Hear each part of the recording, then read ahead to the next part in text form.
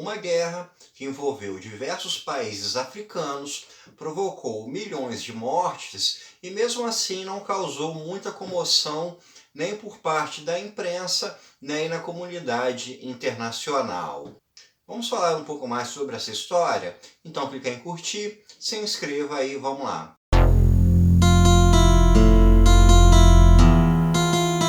Hoje a gente vai começar uma série falando sobre as duas guerras do Congo, que também são conhecidas como a Grande Guerra Africana ou então como a Guerra Mundial Africana. Isso pela quantidade de países envolvidos e pela quantidade de mortos, que são estimados entre 3 e 5 milhões de pessoas, tanto mortas diretas quanto indiretamente. Diretas pelos conflitos em si e indiretamente por questões como falta de comida, falta de acesso à saúde, falta de medicamento e condições de higiene.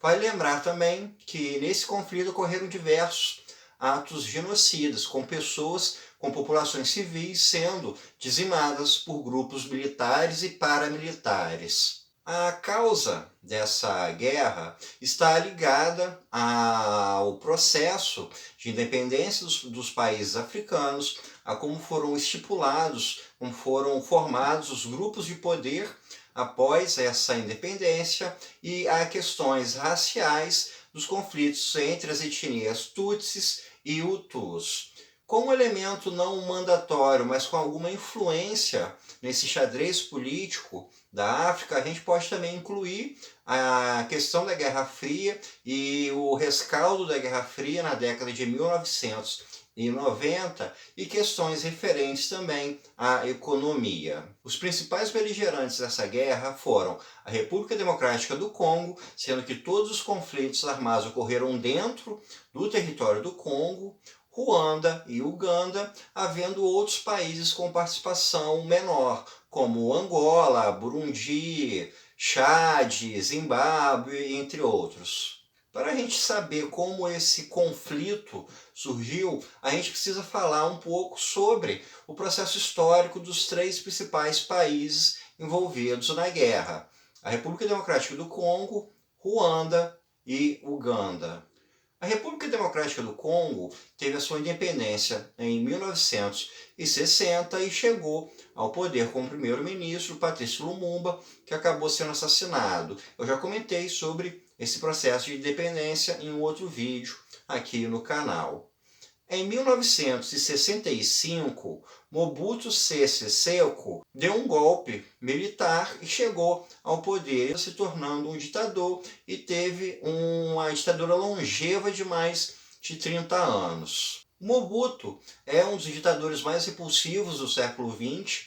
Ele instalou uma verdadeira cleptocracia no seu país. A República Democrática do Congo, que passou a se chamar Zaire após a sua chegada no poder, é uma nação muito rica na área de mineração, como na mineração de cobre, na mineração de diamantes e na mineração de tântalo, sendo que o tântalo é um componente muito importante para equipamentos de alta tecnologia, mas a população do país não via o retorno dessa riqueza. Enquanto boa parte da população vivia na miséria, enquanto não havia uma infraestrutura preparada, não havia estradas, não havia energia elétrica para boa parte da população, não havia redes de telefonia, o Mobutu vivia em meio ao luxo. Ele construiu diversas mansões extremamente ricas. Ele tinha um aeroporto particular no qual podiam desembarcar aviões de grande porte. Ou seja, era uma verdadeira cleptocracia. O grupo em torno do Mobutu conseguiu pilhar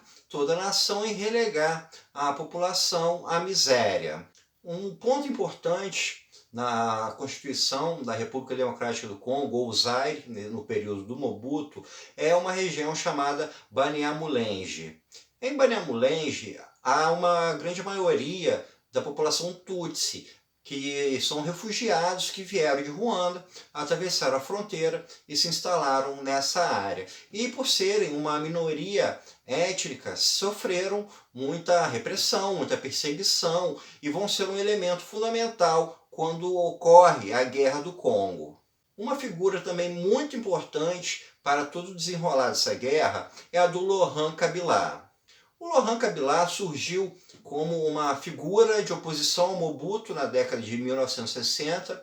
Ele era um guerrilheiro, ele era ligado a pensamentos de esquerda, ele chegou a ter contato com o Che Guevara, quando o Che Guevara foi ao então Zaire para tentar levantar uma guerrilha de esquerda. E o Kabila se manteve durante muito tempo envolvido com guerrilhas, com grupos paramilitares, e quando chegou o momento da guerra, ele acabou se tornando uma figura muito forte. E como a gente pode ver, a questão da Guerra Fria se vê presente aqui, como a gente tendo o Laurent Kabila ligado a uma figura como Che Guevara, e da mesma forma o Mobutu foi bastante apoiado pelos países ocidentais. A divisão ideológica entre capitalismo e socialismo ou comunismo na Guerra Fria também teve seu rescaldo pela África. Um país como Angola, por exemplo, teve bastante apoio por parte da União Soviética. Então, eliminar a possível expansão de regimes socialistas pela África fez com que uma figura como Mobutu ganhasse apoio pelos países do Ocidente. Já a Uganda teve a sua independência no ano de 1962.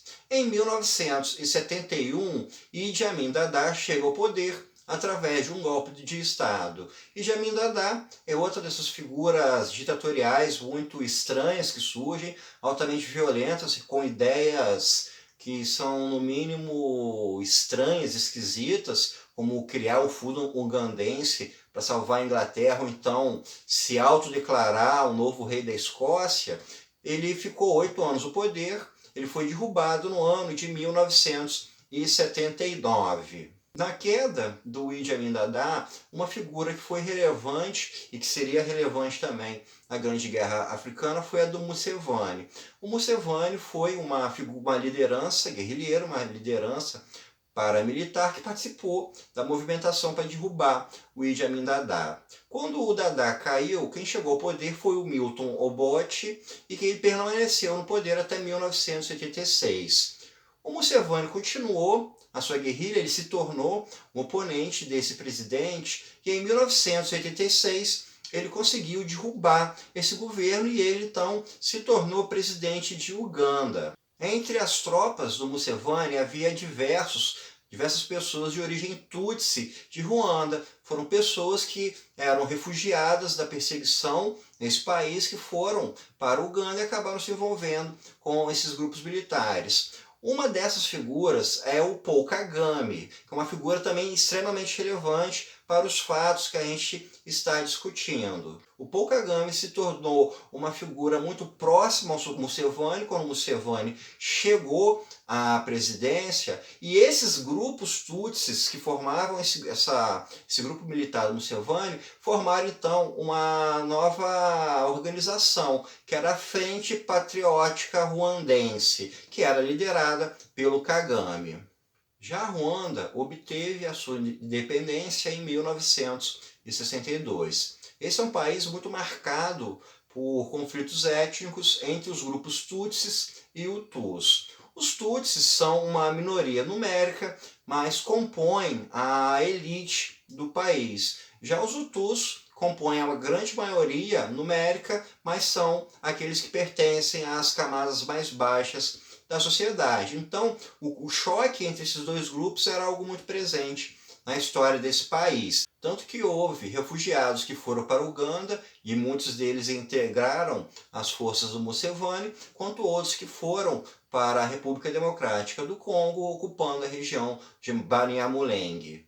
Em 1973, chega ao poder em Ruanda Juvenal Habyarimana. Habyarimana era Hutu e durante seu período de governo ele acabou favorecendo justamente os grupos Hutus no país. Ele é aquele tipo de figura que vai se sustentando no poder através de diversas eleições em que ele vai ganhando, e essas eleições são no mínimo discutíveis. Ele chegou a obter, por exemplo, 98% dos votos em uma eleição. E é um número muito alto que acaba dando margem para discussão. Mas, enfim, ele ficou muito tempo no poder e seu governo acabou apenas quando ele morreu, em 1993. A sua morte foi devido a um acidente aéreo.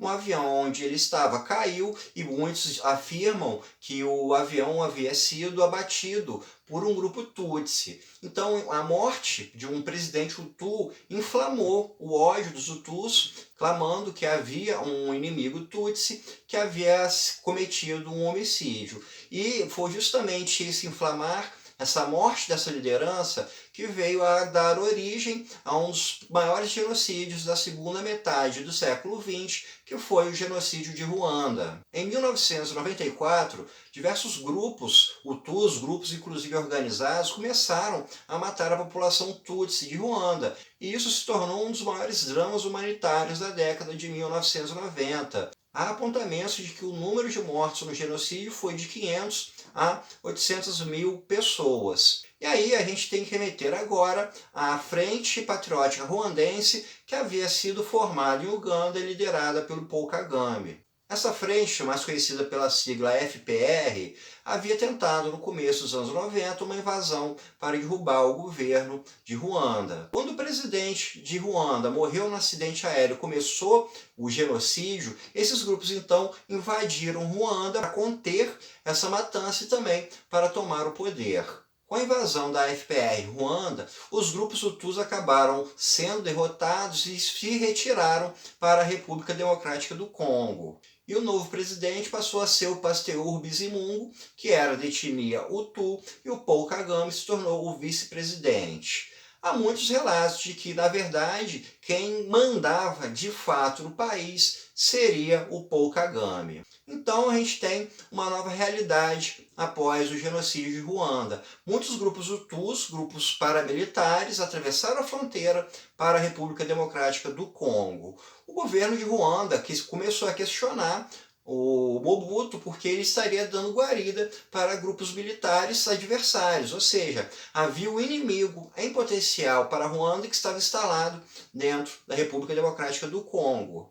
E o Mobutu acabou dando apoio, acabou dando guarida para esses grupos, e isso acabou causando um racha diplomático muito forte que começou a levantar a ideia de um ataque militar contra a República Democrática do Congo. E aí que a figura do Laurent Kabila acaba retornando e se tornando muito forte, porque ele já era uma guerrilha interna contra o Mobutu há décadas. Junto a essas questões das milícias Hutus dentro do Congo, Ruanda então começou a levantar a ideia de ter um ataque armado, e com isso contou com o apoio de Uganda. Laurent Kabila se juntou a esses grupos e eles formaram a Aliança pela Libertação do Congo, e essa aliança atacou o Congo no ano de 1996, dando início à Primeira Guerra do Congo, que nós continuaremos falando no próximo vídeo dessa série. Então, pessoal, espero que vocês tenham gostado e até o nosso próximo encontro.